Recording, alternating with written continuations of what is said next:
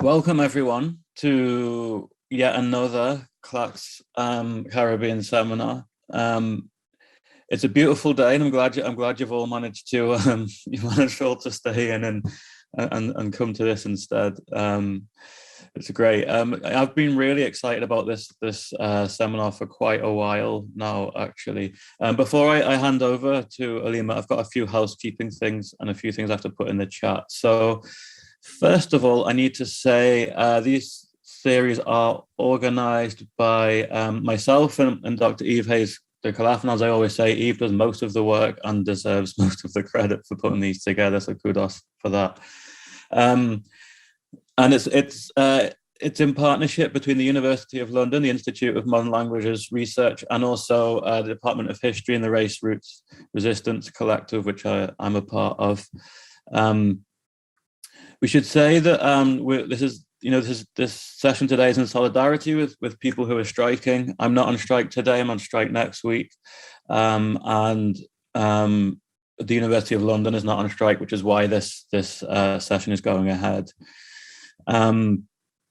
Just to point forward to sessions coming up, we have a really brilliant. I mean, this semester's got some absolutely brilliant talks. Our next one's on the 26th of April, and I'll put the details in the chat now.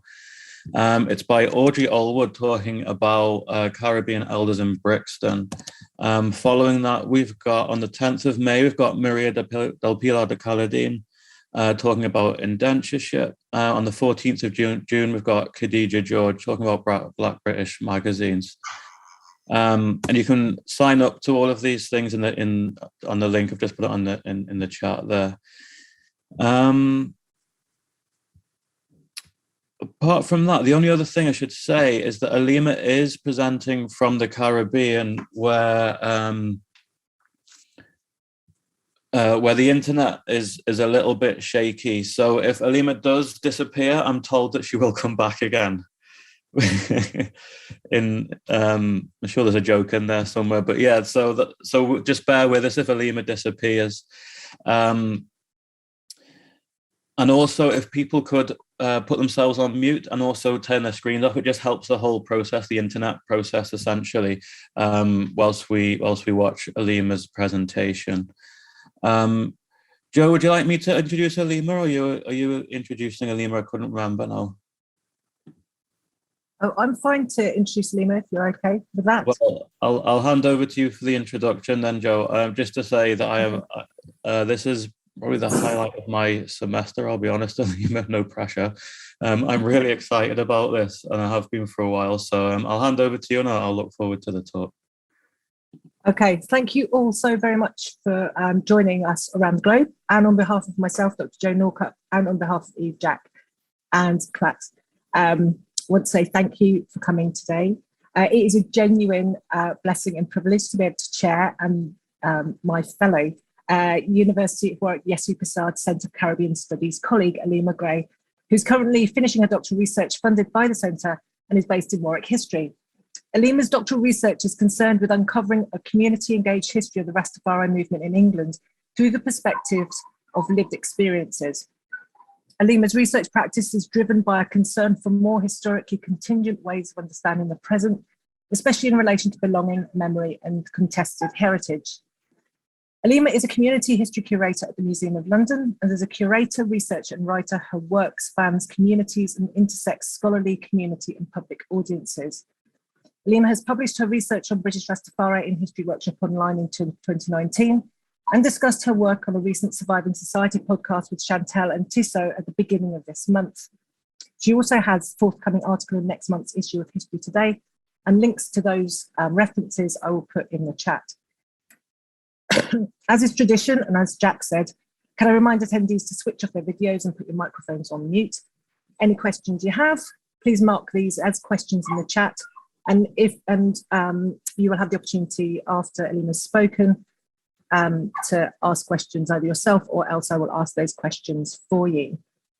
So as Aleema shares her screen to begin, I would like to invite everyone to take some grounding deep breaths to still your minds from other distractions and get settled, ready to listen and learn.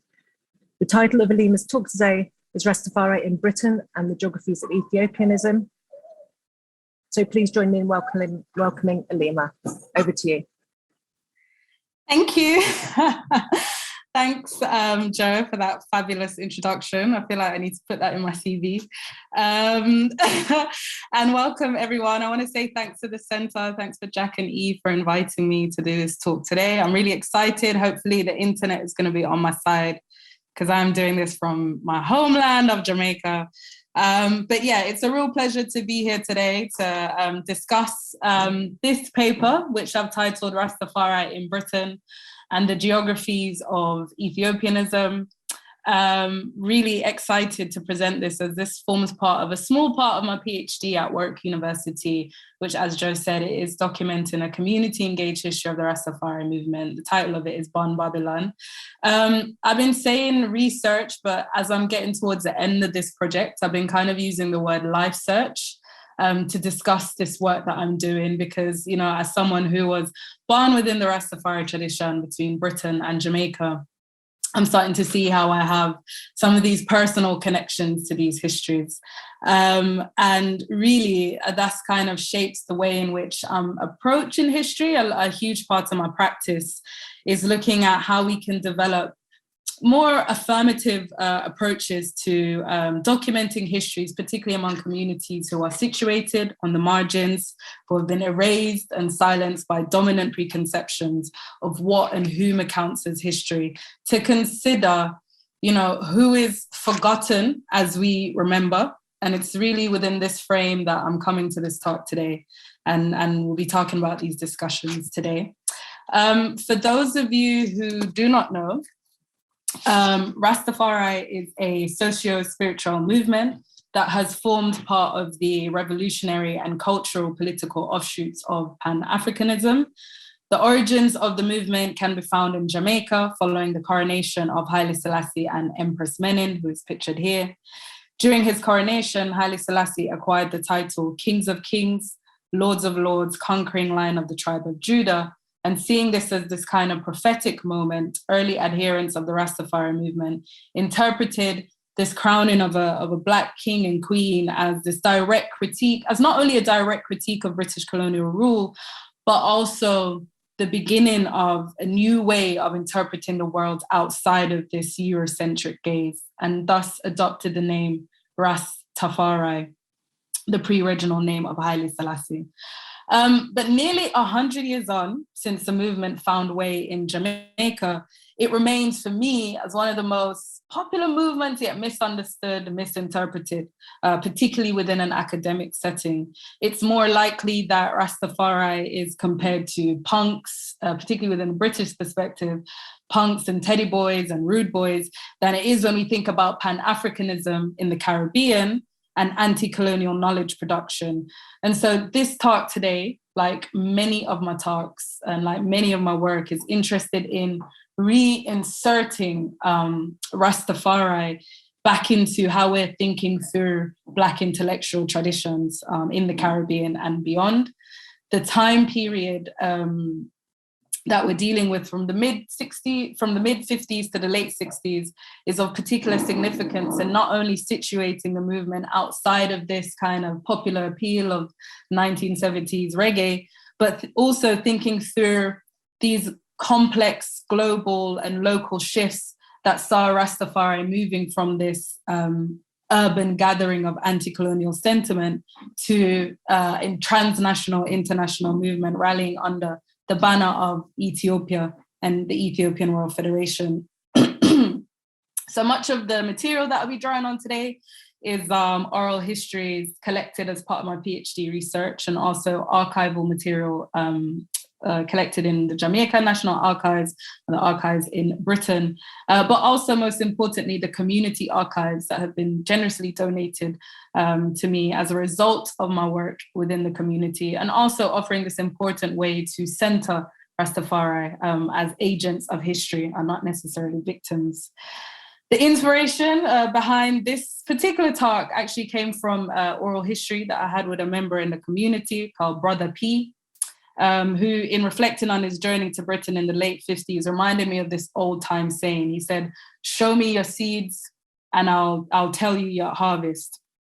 And though it's something that I didn't really acknowledge at the time, his reminder was in fact in reference to the ways in which Rastafari, who ventured from Jamaica to Britain during the late 50s, were kind of planting these revolutionary seeds for a movement to take hold. Brother P was insisting that his journey to Britain was not this product of migration, but really a mission aimed at finding some of the answers to these questions, these questions concerning who am I? Where am I from? Where is the place that I can call home? And so these kind of questions and this thinking offered me this new lens of historical inquiry that attended to these spatial complexities of Rastafari's world-making practices, our spatial imaginaries, our sense of belonging, our organizing around citizenship. And so though I'm a historian and my work is situated within this historical lens, the point that I'm getting at with this paper is that any really account of Rastafari's history must really attend to this perspective of space. And when I'm talking about space, I'm not necessarily talking about the physical built environments. I'm talking about what Alan A has referred to as these fantasy geography. And he talks about this in terms of, he was looking at the community in Jamaica, and he's saying his argument was that Rastafari is drawing from this perspective of the Bible to understand the world. And in drawing from this perspective of the Bible, they've kind of formed this fantasy geography. And it's a fantasy not because it's not real, but really it's dealing with things that cannot be verified through maps. Recently, Kai Miller's collection of poetry, The Cartographer Maps His Way to Zion, also deals with this. And Miller kind of pitches the Rastaman against the cartographer, and the cartographer believes that he's found the way, but the Rastaman is trying to tell the cartographer there's another way. And one of the poems, I think it's Cartographer Maps His Way to Zion, he says, show me a map and I'll tell you what you cannot see. So essentially the point that I'm getting at is these geographies, these fantasy geographies, these geographies of the mind, I thought was an interesting framework in offering me a new way to kind of explore historically how Rastafari have kind of navigated space between Jamaica and Britain. And in thinking through these knowledge systems, these alternative ways of knowing to kind of account for how we can account for these narratives that have been historically and structurally absent. So, but while Aya kind of argues that the Bible has given Rastafari this framework to engage with space, I posit Ethiopia as this conceptual universe shaping Rastafari's geographies. At the core of Rastafari geography rested this idea of Ethiopia that connected the Jamaican-born movement with wider geographies of Britain and Africa. Ethiopia is an important site that not only connects the struggles of European colonialism, but also kind of looks at how Rastafari, as Ras Shango Baku has argued, is the slave rebellion that has been carried into the 20th and 21st century. But Ethiopia is not only important as this site, that's kind of venturing against European colonialism, but for Rastafari, it represented this site that could be reclaimed. And this reclamation can be seen in two folds. On the one hand, there's this passionate adherence to an Ethiopian identity. And on the other hand, there's this idea of repatriating back to Africa. And whilst identifying with Ethiopia recovered this sense of Blackness, repatriation, for me, kind of allows us to explore, to move away from this idea of myth and fantasy and start to explore questions of land, of agency, of loyalty as well. Thus, what I'm interested in doing today is not necessarily interrogating these site-specific locations of Black activity, Black political activity, Rastafari activity, but really considering some of these spatial entanglements that between Jamaica and Britain among the Rastafari that drew from Ethiopia and established these important roots of resistance. In other words, I'm not really interested in exploring, using these geographies to explore what Rastafari is and who they are, but really to start thinking through how have Rastafari ideas survived and were brought to Britain. Ethiopianism has been examined by a number of scholars through the lens of myth and fantasy. William Scott has defined Ethiopianism as a biblically derived myth of Black nationality and destiny. identifying all people of African descent with Ethiopia of the Bible, a respected Black land in antiquity, and ordains global Black redemption from the sovereignty of all races, end quote. But while a number of scholars have acknowledged Ethiopia's importance in evincing a repair of the world from, the legacies of colonialism, it's only recently that we've been looking at the prevalence of Ethiopianism in the Caribbean. Julia Bonaki's book, Exodus, has been forthcoming in this regard, particularly as it relates to Rastafari. She describes Ethiopianism as this ideological matrix that was disseminated through the Black world. She offers the term Ethiopian belt to attend to the geographies of Garveyism, of Black nationalism, of Pan-Africanism. And this particular geography, she argues, is characteristic of the places where colonial and racial policies converge, providing in their wake practices of socio-cultural resistance and innovation. But in expanding on this, I'm kind of thinking or arguing that the focus of pro-Ethiopian sentiments and the imaginations they produce also allows us to explore these creative networks that contested the centrality of Britain, both as a space and as this idea. I'm interested in exploring these discursive routes of communication that drew from Ethiopia to reimagine the bordering of Britain's colonial regime. And given that there's such significant silences in the material that can account for the ways in which Rastafari and those who are situated on the margins of history contested colonial power, once again, we must be interested in this imagined, in this geographies of the mind. And that is the conceptual framing around organising and Ethiopia that contested Britain.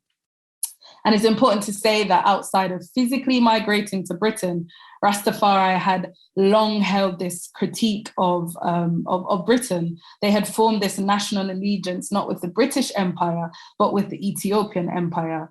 By the late 40s and 50s, the British Crown became a site of protest. One of the first preachers of Rastafari, Leonard P. Howe, saw in Haile Selassie and the royal family and Ethiopia a political ideology that could transmute British colonial rule.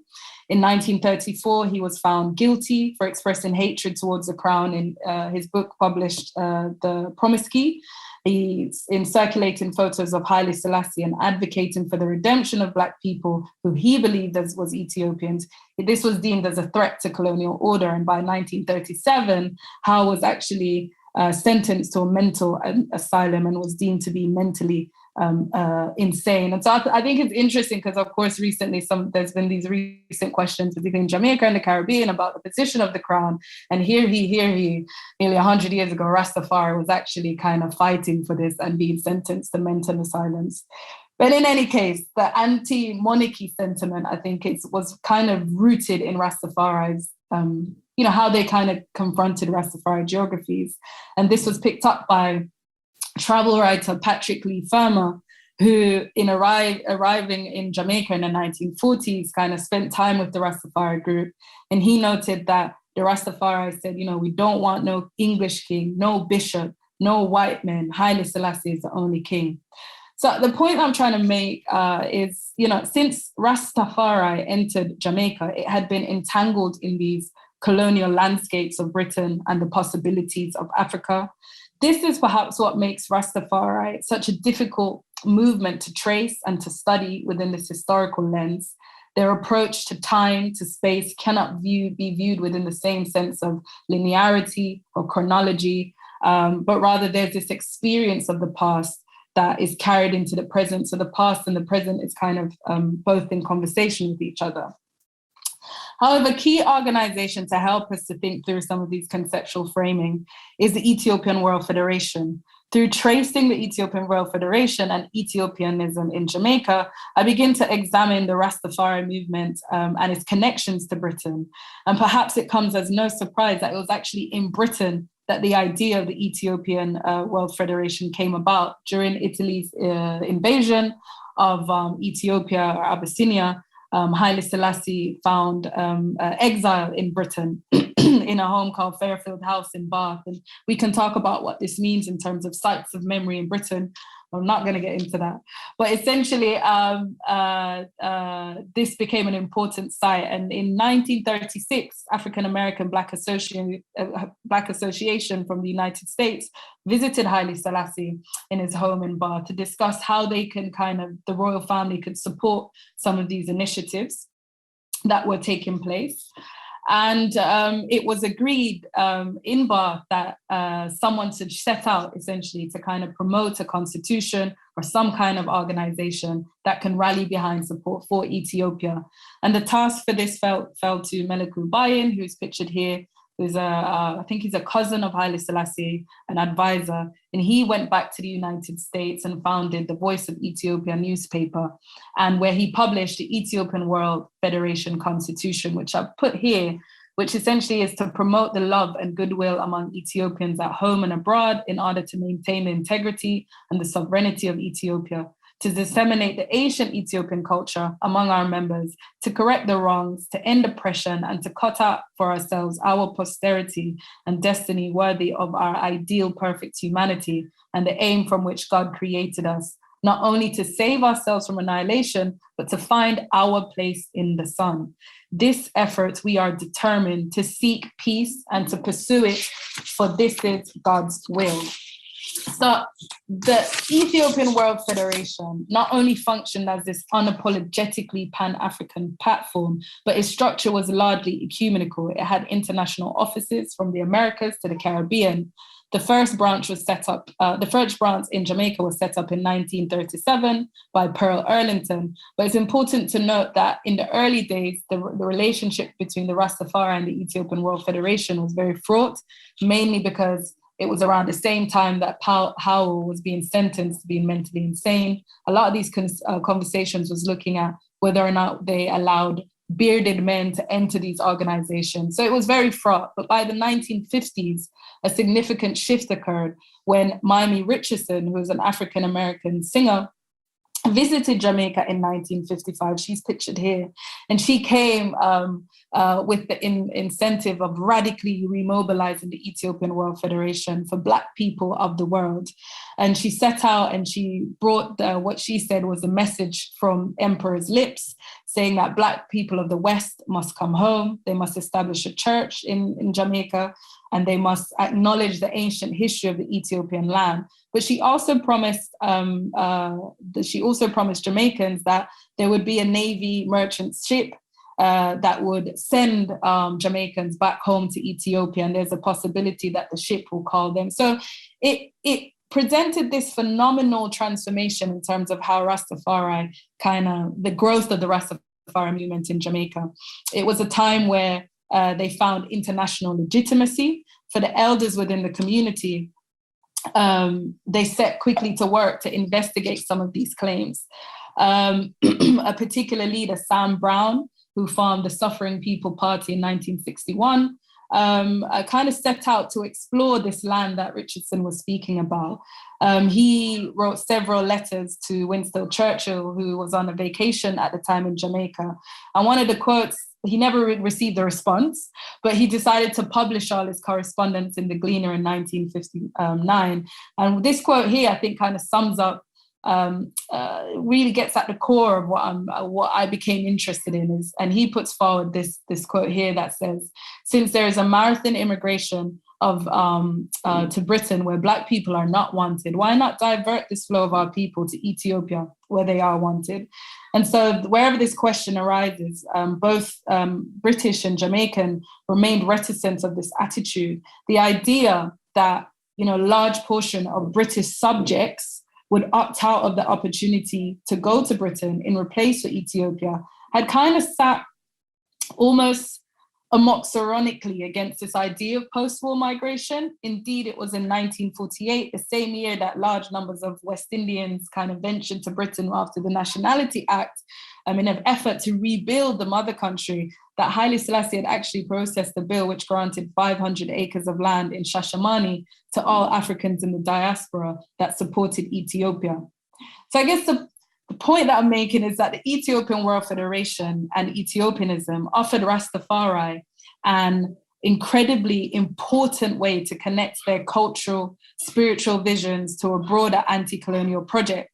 However, it also brought with it and inspired new solidarities between Britain and anti-colonial networks. And a person that sort of warrants much attention is Sylvia Pankhurst, who was a close friend of Haile Selassie. I think she was actually buried in Ethiopia along with her son, Richard. But essentially inspired by the anti-fascism in the 1930s, she set out to establish the News and Ethiopian News in 1936. The magazine became an important mouthpiece during Haile Selassie's exile in Britain, and unbeknownst at the time, actually contributed to a significant growth of Rastafari movement in Jamaica. While Pankhurst saw Haile Selassie as this symbol of international justice, many Rastafari actually saw her as an honorable supporter. And I put these two quotes here. One from Douglas Mack, who is an elder within the community, who said that this newspaper often published graphic photographs of Italian atrocities. I can still remember how shocked I was to see the photographs of Italian soldiers laughing while they held aloft or lined up to the stone wall, the severed heads of bearded Ethiopian patriots. Indeed, if it wasn't for Dr. Pankhurst's Ethiopian Times, these atrocities would have not been known to the outside world. This was further supported by Bongo Wata, who was another elder who founded the Youth Black Faith, who said that in 1947, I just took up my Bible as a youngster and started to preach the word. I meet with much suffering, many police brutality, but when Sylvia Pankhurst come to Jamaica with their pamphlets and papers about the Emperor's secret force, it gave me this great upliftment to know that I have the inspiration to establish the house of the Young Black Faith.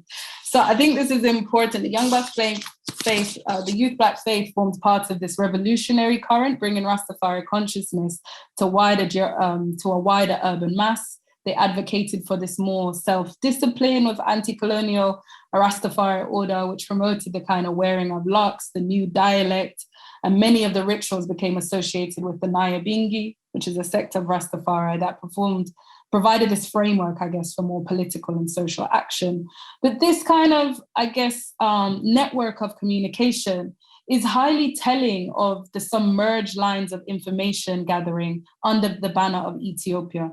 The New Times and Ethiopian News had not only paved this way for alternative production of knowledge outside of the state, but also created these streams of Black internationalism connecting anti-colonial sentiments beyond borders. It's no surprise that in 1956, the colonial governor, Hugh Foot, actually banned Pankhurst's newspaper for encouraging the evil practices of Rastafari. And so the EWF, the Ethiopian World Federation, and the spread of Ethiopianism had set this stage to engage with a kind of knowledge-making project that reimagined the borders of British colonial rule, along with situating their course to Ethiopia outside of this preoccupation with revivalism. It created this necessary route of communication from Britain to Africa that formed part of this wider anti-colonial movement. But for me, it also allows us to map the spread of the Rastafari organizational activity between Jamaica and Britain. And I emphasize this word map because there's a need to demonstrate how the political shift from Britain's collapsing empire had repositioned these contours of nation building, which transformed Rastafari from this locally specific condition to one that had found itself submerged in the physical borders of Britain.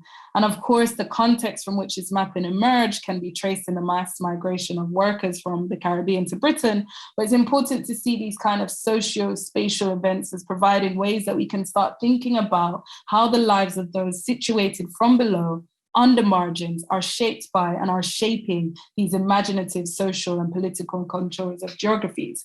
And so before I end, I wanted to focus a little bit more about this entry point into Britain, because prior to the mass migration of Caribbeans to the mother country, Ethiopia, Britain had always been this conceptual thing. However, this change when, of course, the migrants kind of entered Britain, and the first Rastafari organising that took place in Britain followed Richardson's visit to Jamaica. And it was in 1955 that the Afro-West Indian Brotherhood arrived in Pankhurst's office, sporting these kind of red, green, and gold, and claiming that, you know, we're returning to our earthly Eden of Ethiopia. Their call was published by Pankhurst in 1955, who explained that the Brotherhood stood for equality and justice for all. Whilst the Brotherhood didn't really last for that long, some went back to Jamaica and joined with other locals, while others kind of just became disillusioned with the reality of migration. Of course, by the end of the 50s, there was this growing sentiment that those who had visited Britain to help the mother country were in fact not welcome. Commonwealth immigration increased from 2,000 in 1948 to 140,000 by 1962.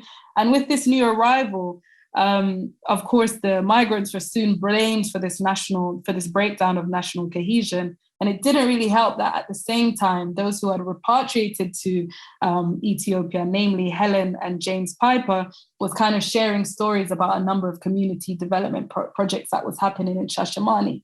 So before too long, there was a juxtaposition. There was this idea, as Sam Brown was saying, you know, that, well, if all these people are going to Britain, why not divert it to Ethiopian?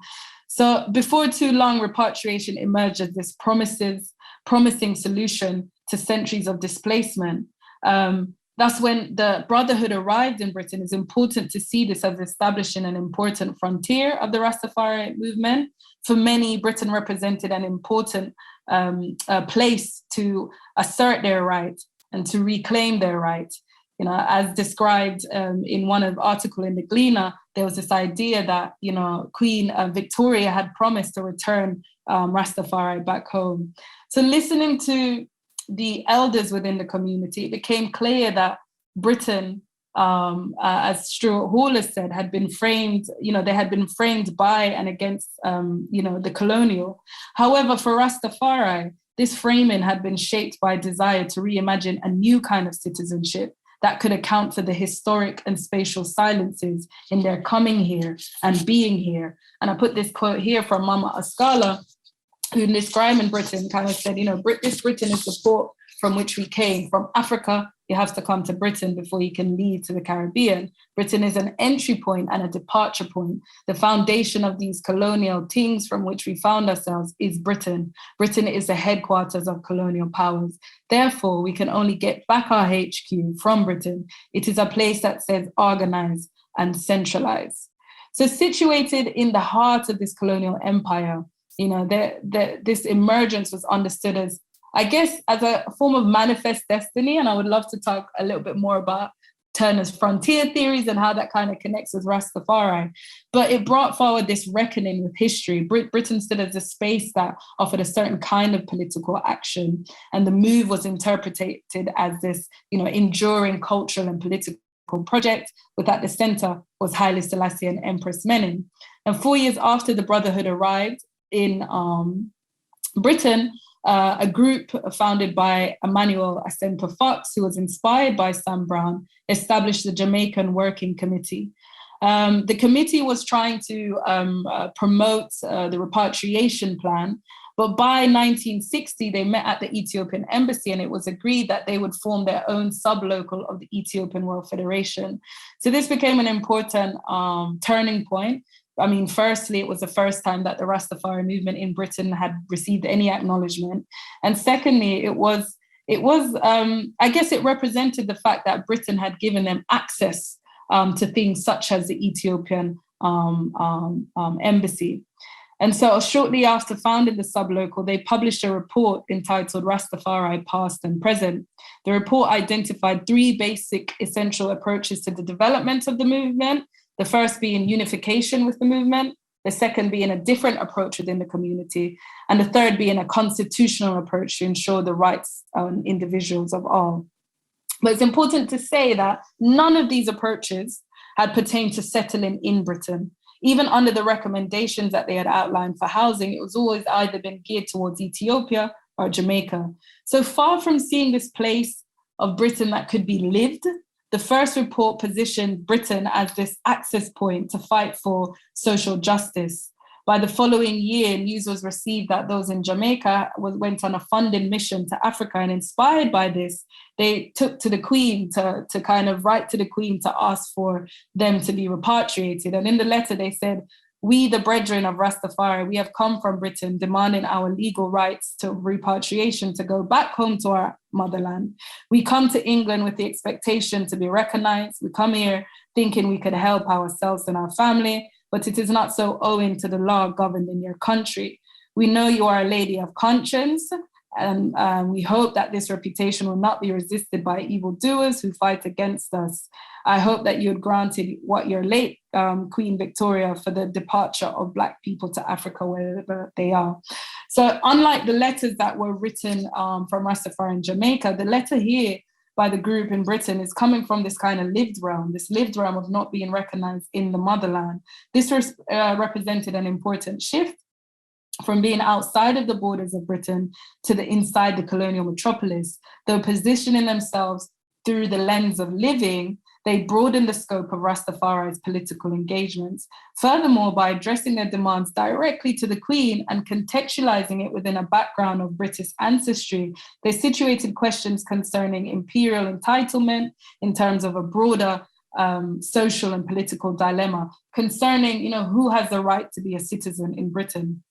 So entering Britain and establish a frontier of the movement kind of brought them in confrontation with the textures of their history of displacement, invisibility, denial.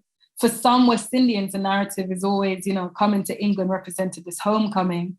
As you can see in Lord Kitchener's London is a Place for Me, Kennetta Hammond Perry has recently written about this, and she kind of says those who were came to Britain, contested the boundaries of subjecthood and reasserted their right to be British.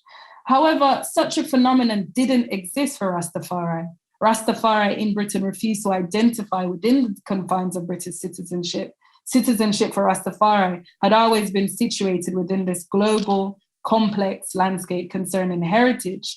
This is reflected by Papa Noel Dyer, who actually walked from London to Ethiopia in 1963, who described London as this place, as the most appropriate place to find out about myself. And so this kind of put forward these claims of belonging that located this journey really in this entangled colonial past and present. So to conclude, while identifying with Ethiopia recovered this sense of Blackness that existed outside of British colonial rule, repatriation to Ethiopia, whether physical or imagined, put forward these important questions concerning land and agency and loyalty. In using Ethiopia as a lens to think through the early development of Rastafari frontier in Britain, we can examine these roots which allowed a specific movement to take place in Britain. And while the emergence of Rastafari movement had been inspired by a mission to reckon with history, it also mapped these alternative sites of heritage, of borders, of anti-colonial resistance. So both of these things allows us to think through the ways in which, allows us to think through two ways of understanding Rastafari geographies. On the one hand, it represented this conceptual, spatial, temporal moving site. And on the other hand, it had been produced out of specific demographics that could be mapped onto migrants moving through Britain. I'll leave it there because I'm conscious to not talk too much, and I'm hoping we can talk a little bit more in some of the Q&As. Thank you so much. Aleema, you were spot on time-wise. That's amazing. Thank you so much. I will clap loudly on other people's behalf. If you have questions, please could you raise your hands? And if you want to ask those questions, then let me know. Raise your hand, rather. If you would rather I ask a question, then please can you type it in the chat box. Lots of claps going around, Aleema. That's fantastic. There's one question. I'm just going to find this list. Bear with me. Let's get their hand up. Oh, sorry, it's Ian Sargent. You want to unmute and ask your question. Hi, thank you. Can you hear me? Yes. Hey, Aleema. Hey, Ian. Good to see you. Good to hear you. Thank you so much for a really engaging presentation. As you know, as presenter said, you spot on, and you hit so many marks, and you've given me such an important insight to Rastafari. And one of the things that I'm really interested in terms of your own position as a Rasta woman is the voice and visibility of women within Rastafari, you know, because a lot of what you've said and what I've taken from your research is you're giving voice to what I regard as sometimes that invisible voice of women, because I don't know whether it would be fair of me to say that at times Rastafari comes across as a very patriarchal system. And how do you position yourself within that and giving voice to that and challenging that? And is that what your research is about as well? Is it about challenging that hegemony within the movement of Rastafari, really? So yeah, I wanted to kind of get an understanding from yourself regarding that. Thanks, Ian. You give me a very good question. Where do I even start? I think it's something that I'm continually working through. I think one of the things that I don't want to do, or one of the things that I always get preoccupied with in this research or life search, is not writing something that's going to reinforce erasure or reinforce anything that I think there's been so much negative things that's been written about Rastafari that I'm conscious about striking that balance between how we can be critical of, you know, patriarchy, for instance, within the movement, but also write it in a way that can reinforce liberation. Those are the things that I'm constantly working through. I think in terms of my work, I make sure to emphasize, even when I speak about Haile Selassie, Empress Menen, I make sure when I talk about particularly these early kind of emergence of Rastafari, that I guess, as I was saying in the talk, because there's such a limited amount of material that can center women's voices, you have to kind of be imaginative, particularly within the time period that we're dealing with. So I'm always making sure that even when we look at how we think about, you know, families, the letter that was written, they talk about themselves in relation to families. When I talk about Sam Brown, when I talk about Leonard P. Howe, is always just focusing on the individual male character. So I'll also try and kind of connect their partners and showing that, I guess the point that I'm trying to get at is when I think about the gendered relations within Rastafari, I'm trying to kind of put forward this idea of balance, to counterbalance the erasure of women, but also to show that there is this kind of unity of working together within the movement. However, you know, I find it challenging. It's something, as I said, that I'm working through, you know, how I can be critical in a way that doesn't reinforce erasure, how I can draw on from my own lived experience as a Rastafari woman, but also my own lived experience is different in the sense that I'm of a different generation, and Rastafari women's movement, as I've written about with Sister D, in the 1980s, went through the shift and turning point where women were kind of reclaiming their voice and their right to be seen and heard. So I've benefited from that privilege. But yeah, I don't know. I feel like I'm not answering your question because I'm still working through it. The answer is I don't have an answer. However, I'm trying to always make sure that what I don't do is regurgitate something that is divisive and unhelpful to how we're thinking about Black futures more generally. So I think for me, I'm reaching a point where I think about these gender relations in terms of balance. And that allows me to be a little bit more playful in terms of imagining the responsibilities of women coming up in the 30s and 40s, imagining these acts of resistance, whether it's in the private spaces of their home, whether it's even you look at something like a living room and you have a picture of Haile Selassie and Empress Menen. And what does this mean in terms of how women are negotiating resistance within private spaces? So it does require a little bit of a guerrilla warfare tactic of being a historian. But I think for me, what helps me is to think through these narratives in a way that can provide some sense of meaning and liberation for the movement itself. I hope that answers your question. Yeah, thank you. No, I think you've answered it in the most diplomatic of ways. But what I would say, and I'd finish here so that I could let everybody else has, is that actually what is important is that you're the center of the work in this life research. I think that's what's important. So your voice and that contribution to knowledge as you know, as a Rasta woman, that's what's important here. And that, I think, lays down, you know, that gauntlet and challenges that historical dominant voice, masculine voice within the movement in that respect. So I'd say actually that's what's important here. Yeah, Thank absolutely. you.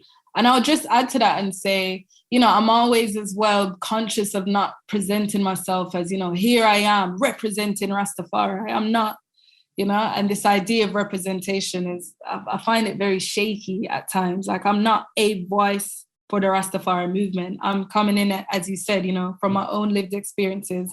I'm looking at these archival materials. I'm also understanding of the community and trying to center my own, center me, but also drawing on these materials in a way that can counterbalance some of the blurry portrayals of the movement at large.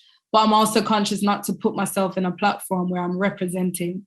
I'm very much committed to, you know, documentation and thinking about the archives and thinking about narratives and stories and preserving these narratives and stories for the next generation as well. But also, of course, centering myself within that as well. So thanks for that. Thank you. Thank you. All the best. Thanks, Ian. Okay, we've got another couple of questions. Thank you so much, Ian. So we'll start with Kofa and then we'll go to Sue. So Kofa, if you want to ask a question. Oh, hello. Can you hear me? Yes. Okay, that's good.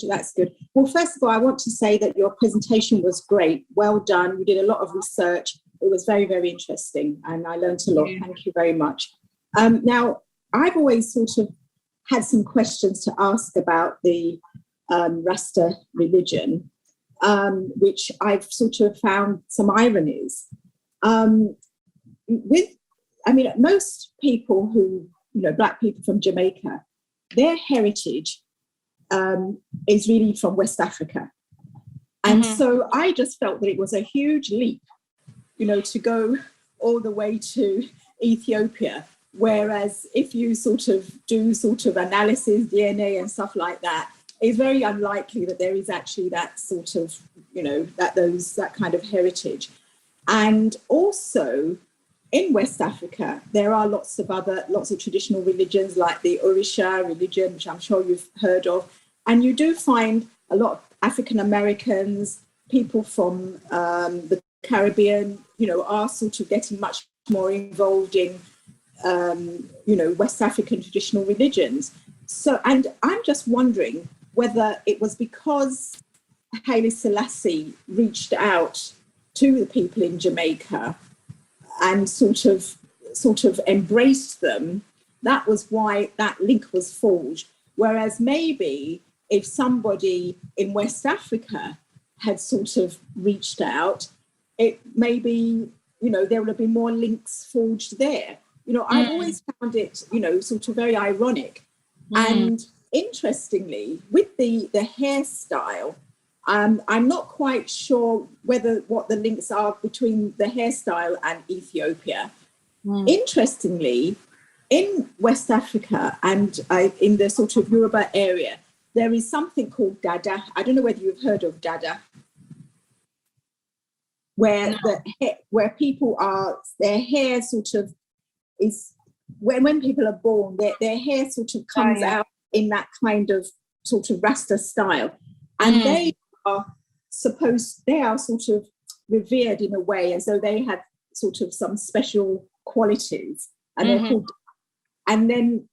but then it seemed, but when I sort of spoken to people from Jamaica who are Rastas, they don't really seem to know anything about that there are some people that their hair grows out in twists naturally, and they are somehow revered, and there's some kind of special spirituality attached to young people and children. And sometimes when you have a baby who has that kind of hair, you don't cut it for a long time, you know, and it's called dada.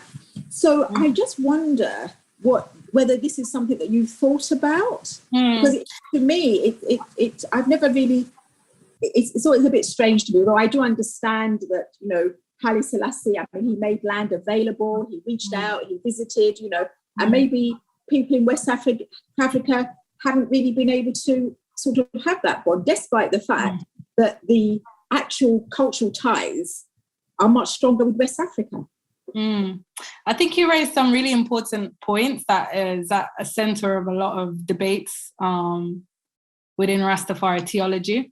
I always try and step away from theology because I feel like it will go down a loophole. But I think the kind of connection there, you're right, but the connection there goes back to this kind of, I guess, the centering in the early movement of the Bible and the role of Abyssinia and Ethiopia. So there is a theological resonance with Haile Selassie following the Solomonic lineage, linking back to King David. So the early preachers of the Rastafari movement, the lens of this is coming through perspectives of the Bible, of understanding the world. For most of the early Rastafari, that's how they learned how to read and write, through looking at the Bible. But from an African-centered lens of understanding the beginning of these things, of starting in Africa, as opposed to Western traditions of Christianity. So I think that's where the incentive and the passion and the adherence to Ethiopia had kind of emerged from. Of course, this was reinforced in Haile Selassie's acknowledgement of pro-Ethiopian sentiments. And Ethiopian World Federation, it wasn't a Rastafari thing, it was for Black people of the world. So it was many African Americans, people in the African diaspora, that was kind of asserting it. But Rastafari, as already having this affiliation with the royal family and this passion for the royal family through the lens of the Bible, kind of clung on to the Ethiopian to gain legitimacy. In terms of the dreadlocks, I think Rastafari, there's a lot of work to show the connections between the Mau Mau warriors in Kenya. In fact, during the 1940s, it was believed that the Mau Mau was kind of angels sent by God to free the Black people of the oppressed world. So the dreadlocks only came about in the 1940s. When you look at Leonard P. Howe, the first preachers of Rastafari, they didn't have dreadlocks. They were combsmen. That's what they called it. They combed their hair. So this remobilization of Rastafari, this kind of anti-colonial sentiment, was actually inspired by other places such as Kenya and other places in Africa. As part of this anti-colonial resistance movement, which happened through the Youth Black Faith that I spoke about with Bongo Wata, that was kind of reinforcing this anti-colonial drive of wearing dreadlocks, of kind of saying, "Bond down, Babylon, bond down all oppressors." And so that's where the cultural symbolism was kind of adopted as a core part of that movement. But with many of these things, I think it's difficult to kind of, I think I would be here all day if I was going to say, what's fact and what's real, because of course, when you look at genealogy, of course, it's West Africa, and you have lots of Rastas that actually repatriated to Ghana, to Gambia, and et cetera, et cetera. But I think there's something quite powerful in the conceptual, in the imagine, in terms of reinserting, or not even reasserting, in terms of centering Black people and Blackness in understanding of heritage and identity. And I think for that's the crux of like Rastafari, whether or not it's genealogically, plausible. But I hope that answers your question. Yes, to some way, yes. But also interesting when you mentioned sort of, I even forgot about the sort of the Bible aspect of it, and I also think there's some ironies there as well, because it is sort of all about anti-colonial resistance, and whereas nowadays a lot of people in Africa are now sort of thinking that we had our own religions which were suppressed. And, people brought in Christianity and Islam and suppressed our traditional religions, whereas more research now is being done to sort of actually resurrect the African traditional religions that were suppressed.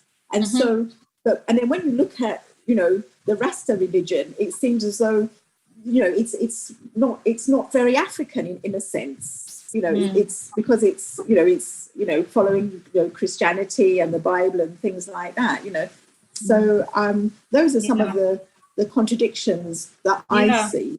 And even within the movement, in fact, it's not every Rasta that says the Bible, you know. Some Rastas burn the Bible, some Rastas burn Christianity as well. So even within the movement, this is part of the discourse of the role of the Bible, the centrality of Christianity, the role of, looking at traditional African religious practices as well. So even within the movement, this is something that's also contested. Thank you very much. Thank you. Okay, thank you very much. Sue, if you'd like to ask your question, please. Hi, hello, Aleema. Your presentation was fantastic. I'm so happy I got to hear more about your research. So my question is actually about how does your work on this movement, which has like this strong Pan-Africanist sentiment, anti-colonial sentiment, and also your methodology, which is Black-centered and, you know, speaks to this longer history of Rastafaris in Britain. How does that interact with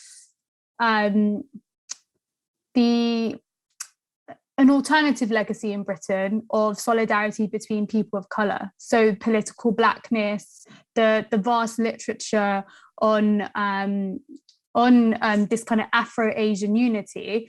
So I was just wondering, when you were, I mean, I understand your methodology and your project, how it relates to the movement you're studying, but while you were researching the post-war period, did you have to grapple with this multiplicity of blackness? And if you did, how? And more broadly, how does your kind of very like thoughtful and reflexive methodology, how does that speak to the ongoing conversation we're having as historians about the politics of Black British history? So I think I've been reading a lot about decolonizing methodologies, and your comment at the start about moving towards a life history or, you know, or life journey. Yeah, that idea that speaks to a lot of what I've been reading about Maori-centered research, etc. So I guess you're coming from that lens, you know, challenging Western ideas of knowledge production. So if we could, so we start small from political blackness, but more broadly about the politics of writing Black British history, and how your project has allowed you to kind of challenge the contours of writing what can often be quite a nation state framework of British history. Yes. Okay.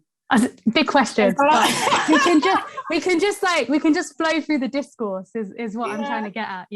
Yeah, thank you so much for that. There's a lot there, and so thanks for asking that. I'm going to address the one of blackness first, and I think when I'm thinking through Rastafari's relationship with blackness, particularly as it relates to Britain, it's something that I've struggled with throughout this project, because when I think about Black intellectual traditions in Britain, there's always this reinforcing of Marxism political ideologies that for Rastafari they remain ambivalent towards. I think two things is always a challenge within looking at blackness, particularly how Rastafari see blackness in Britain. On the one hand is where we're getting the knowledge from, and in Britain, in terms of knowledge production, is always seen through the lens. Even Pan-Africanism, you know, when you look at the contestations between Garveyism and Du Bois, this is kind of linked back from the 1920s of this kind of contestation between who is allowed to be at the center of Black knowledge making, and those at the center of Black knowledge making processes in Britain and even beyond Britain is always presents this certain kind of political character. And that kind of character is one that's talking about Marxism, is one that ain't talking about anything to do with, you know, spirituality or God or anything like that. So Rastafari have always remained ambivalent towards that and resisted that. In one of my oral history interviews, one of my chapters, I talk about the Black Power movement and its relationship with Rastafari. And, an elder said, how can we find liberation in Marx? How can we find liberation in this white man? So I think perhaps that's one of the reasons why Rastafari have been removed and seen as the outside of Black knowledge production in Britain and Black and Pan-Africanism. You don't think about Rastafari in terms of Pan-Africanism. But I think their understanding of Blackness would be against, political Blackness, as it were, and looking at the African, those of African descent specifically when they're thinking about Blackness.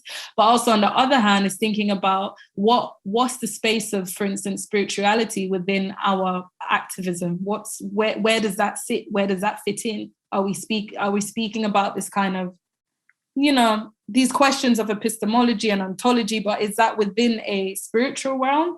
So Rastafari would always situate that within a kind of, godly realm of whatever you want to call that.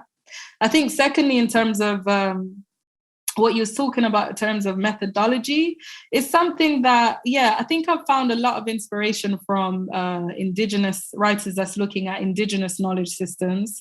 Early on in my PhD journey, I read Smith's work, on decolonizing methodologies. I think for me, there's something quite interesting in looking at the relationship between indigeneity, particularly as it relates in the Caribbean, because those in the Caribbean is not allowed to have that word of indigeneity is still sits at a site of discomfort, because of course being carried from Africa and brought to a land where there are indigenous people. So it's also remaining sensitive in how I'm thinking through indigeneity within the Caribbean in a way that can honor those people who are not here no longer. But for me, I think I'm moving less towards a position. I like the word affirmative because it looks more at the actions and how the practice. And I think decolonizing, of course, is grappling with a lot of the structures of knowledge making, and decentering is another word that, is thinking about who sits at the center. But for me, I'm more kind of moving towards a place of thinking about practice and the doing, like seeing history as a verb. And I think in terms of my own methodology, there's been times where I'm like, what, maybe I shouldn't say this, it's not historical, but why not? These hidden transcripts are very powerful in terms of transforming my work as a historian, moving beyond this idea that, such thing as truth and fact is violent, really. So for me, I'm looking more at more affirmative approaches to assert myself as a historian, as a Black woman, as a member of the Rastafari tradition, but also in a way that can be upfront and open. I think social anthropologists have done this very well, sometimes a little bit to a point where it becomes a little bit essentializing, but I think historians have a lot to learn in kind of being open to those hidden transcripts. And I'm hoping that taking on more affirmative approaches. In my PhD, I use I&I methodology as an approach, or a Rastafari approach, as a way to kind of reaffirm alternative knowledge systems and reinsert that back into the role of a historian. I hope that answers the question. Thanks very much, Sue, for the question. We've got two more questions. Ras, Emmanuel, first of all, and then Jeremy Taylor. So Ras, if you would like to ask a question.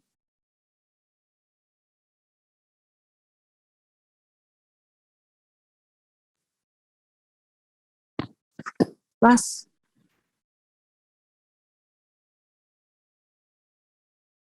Ras, are you there? Hello? Okay, if we move on to Jeremy to ask. Oh, Ras, you're here! Yay! Sorry, now both of you are here. Ras, if you want to ask a question first, and then Jeremy. Thanks, Jeremy. No problem. Okay, so first of all, Aleema, it is a joy to see the works that you're doing, and avidly follow your developments. And I love the standpoint in terms of affirming, historical patterns of the Rastafari community. Just a question around, at this current time, with a variety of different houses and mansions and movements at various transition points or decline, and some exerting a more global consciousness and communication networks, most noticeably more digitally, which is a changing trend for the Rastafari community. How do you view the legacy of His Imperial Majesty's work around peace and collective security, and the historical fact that he was a founding member of the United Nations? Where do you see the role of the global Rastafari community in that legacy? And if you could maybe then zoom in on the role that Britain has to play in that, please. Wow, yeah, you're giving me a... I think for me, it goes back to the question of knowledge making, really. I think for me, to be honest with you, I think for me, when I look at the legacy, I'm thinking more, there's a lot that's recently been said about, the future of Rastafari, if there is a future of Rastafari, if there is a responsibility. It was seen as Rastafari as this thing that emerged in the 70s and the 80s, and then after that, it just didn't become relevant anymore. And of course, within the community as well, there's a lot of egoism and contestations between houses and knowledge making and the role. And some people are saying the Ethiopian World Federation, other people are starting their own thing. But I think for me, the importance is going back to knowledge and the quest. I think Rastafari have been and continue to be at the forefront of that critical analysis, of being critical of Europe. And when I talk about Europe, I'm talking about like this idea of the center of Europe and whiteness specifically. And I think Rastafari continue to be at the center of that. In terms of technology and the recent technological developments and COVID, even when you look at the responses to the community in COVID, there's been a number of on-the-ground community projects, but there's also been a lot of more unity that has formed through online platforms such as these. There's a lot of people that's buying land, that's investing in community projects, even more so than they were when, His Majesty kind of presented Shashamani. So for me, I think in terms of the legacy of peace and collective security, that legacy of remaining critical and vigilant of the West, and also that legacy of centering those who have been at the hands of the oppressor is still continuing to thrive, albeit in different ways. Yes, yeah. And what are your views on and opinions on the role of the Rastafari knowledge base and the works of His Imperial Majesty upon the current day situation of the United Nations?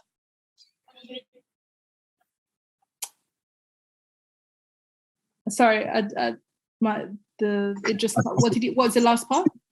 Sorry, yes. Could you comment on the current day situation and the role that Rastafari, or the knowledge base of Rastafari, and the legacy of His Imperial Majesty play upon the United Nations, please, in this current hour? I think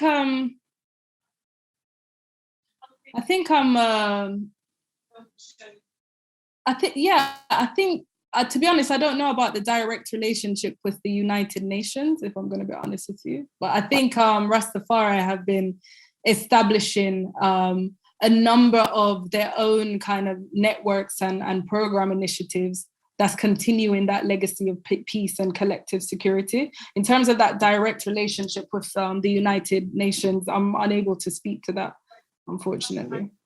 Yes, thank you, sister. Thank you, Rasmanuel. Okay, Jeremy, if you'd like to ask a question. Thank you. Ask the question.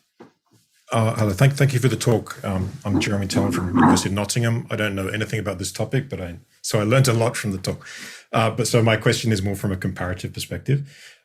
So I just wanted to ask you more about this notion that you started with fantasy geography, or geographies of the mind, but to ask you more about the links with immigration and the movement of people in the 40s and 50s, and I guess through the 60s, because you ended with some quotes about Britain as a port and some images of people, arriving in boats, right? So I was just wondering, it seems to me that the 40s and 50s is this time when, and 60s, I guess, when decolonization and borders are changing and there's large movements of people all over the world, right? So I was just wondering, how the 40s and 50s and 60s are this kind of moment when there's changing borders, large numbers of people moving all over the world, how that influences these or changes these existing fantasy geographies, right? So thinking of Ethiopianism from the 1930s, Claude Mackay or whatever, and then how that then changes in the post-war period, because it seems to me that it must have some shape, in the way in which people think about their place in the world. So I just wanted to ask you about the links between, this existing fantasy geography and the sort of post-war movement of people. Yeah, thank you. Yeah, that's a really good question. I think this period is so incredibly important in thinking about Rastafari geographies. And I think for me, the major shift that occurred was from this kind of this fantasy geography being more of a conceptual thing in the 1930s. This idea, it was rested in the idea of Ethiopia or the idea of Britain as a colonial motherland. But coming into the physical borders of Britain, for me, I've been thinking through this. One of the Jabones who arrived in 1962, and he started Rastafari Universal Zion, he referred to Rastas coming to Britain as this kind of courageous in establishing an important frontier of the movement. And I thought this word frontier was really interesting because my understanding of frontier was always coming from Turner's theory of, the person going into the West and this kind of colonial conquest, white man's burden type of thing established in America.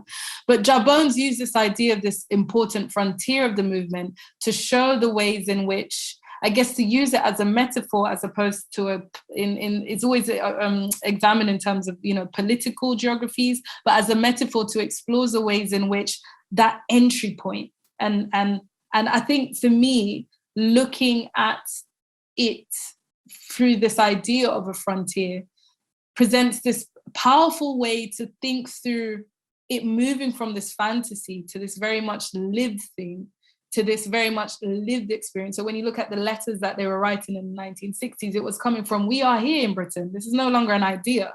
We see the reality of, racism. We see the reality of this kind of, that hierarchy collapses. We're now on the same level field.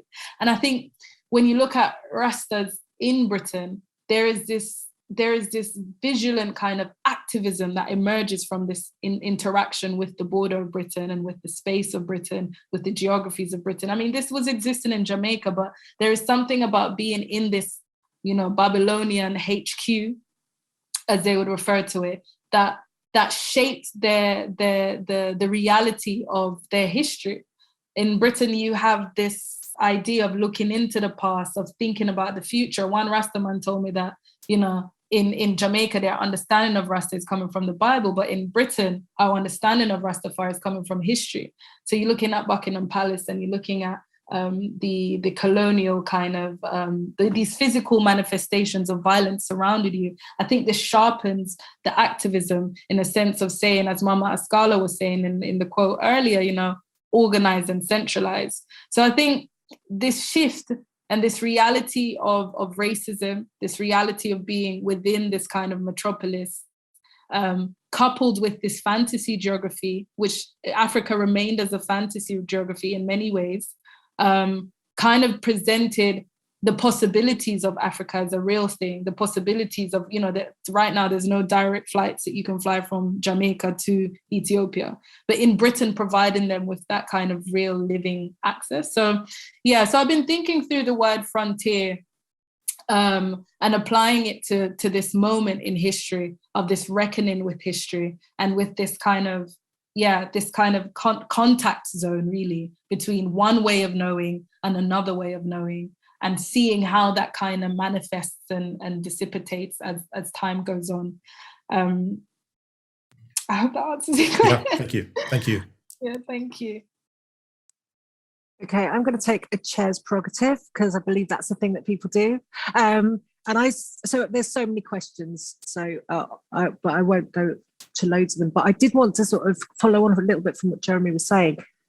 Given that 19th century British imagines maps and worldviews of, for example, Africa as a continent, a lot of that is, in fact, loads of that is underwritten by imagined projections from a white imperial centre.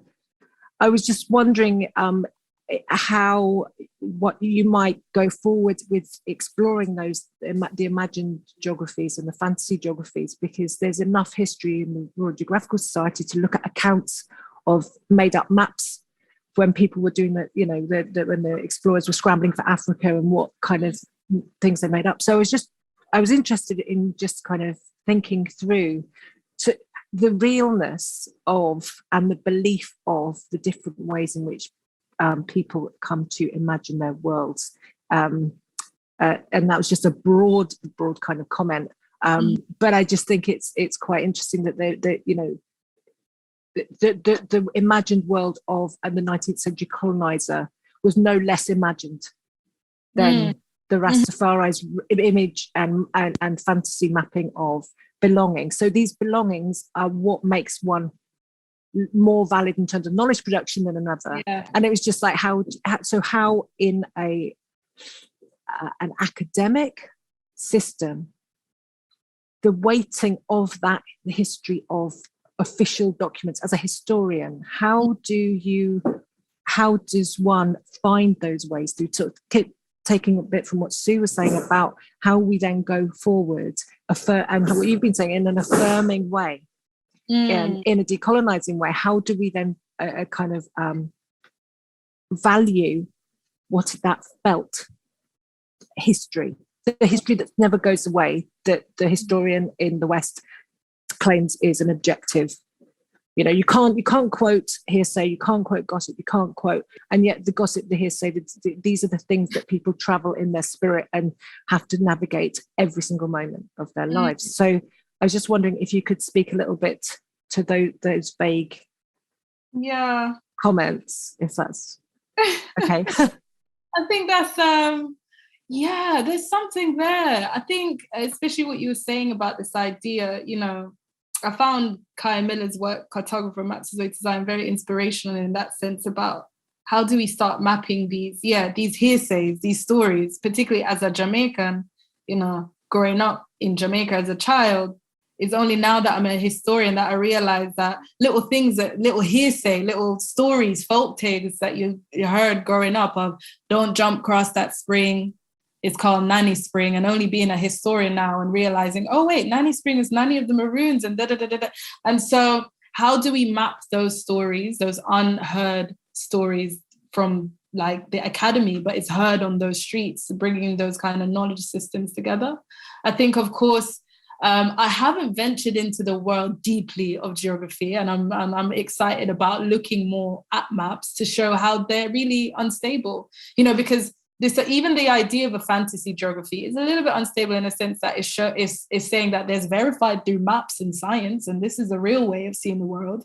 But this way is just fantasy and it's all wishy-washy, and it's trying to come to a place where it's showing this is real just as much as you were saying, these verified maps are real. And there's a way to bridge that. So I guess I would be interested in looking at these maps and showing how unstable they are. And then I think this is where technology comes in. And I know there's so many digital humanities that's looking at these mapping projects to kind of reimagine some of these stories, or even trace some resistance movements here in the Caribbean. You have Vincent Brown, who looks at the Taki Rebellion, and amazing work that technology is providing us this way of kind of mapping out these imagined geographies, these geographies of the mind and these stories and collecting them. So I think that offers a way in to developing more affirmative approaches. But I think also really looking at these maps and kind of showing that they're unstable. This idea of to know a place is to look at a map. I think technology would provide a way to do that. I was going to say, you've got Dion Brand writing about maps as well in Canada, but also, Natalie Cox, who did a PhD at Warwick, I believe, as well, did all about the armchair geographers of the 19th century, and the fact that there is a huge body of work that shows that the instability of a few privileged white people saying, what, that's actually, we can verify this, but the artistry of field work, who collects, whose knowledge, where's that knowledge come from originally? I mean, it's so rich. Thank you so much. I hope at some point to have a longer conversation with you. So but I will leave that there. If anyone else has got any questions at all, please raise your hand now, because we've got a few more minutes. We've got time for one more question. No. Oh, no. Okay, well, if that's the case, I am going to say, on behalf of everyone, Aleema, thank you so much for an amazing talk. It's so rich, and my mind's bubbling. And so once percolations come down and I've got some thoughts, I will be in contact with you. But yes, please, everyone, look at the chat for further links to Aleema's work. And thank you all for taking time and listening and learning and sharing today.